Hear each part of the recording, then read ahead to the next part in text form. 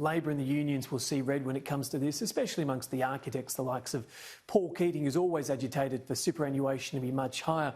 And he, of course, says it should have been higher years ago. But the government has been sitting on this review now for a number of months. We're beginning to learn exactly what is in it. It doesn't recommend increasing superannuation. It says that would favour the wealthy.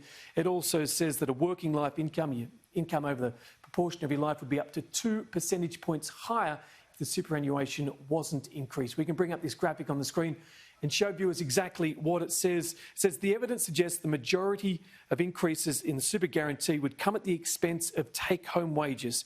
If the super guarantee stayed at 9.5%, rather than increasing to 12%, they would also have higher incomes during their working life. Of course, the government argues many businesses can't afford at the moment to be paying more superannuation.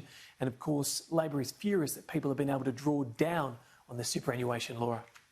Yeah, it's interesting to see the RBA yesterday. We've once again heard from Philip Lowe urging the Prime Minister to pull on those levers of, post-COVID world. And he's again talking about industrial relations. And the Prime Minister has signalled his intent on that once again.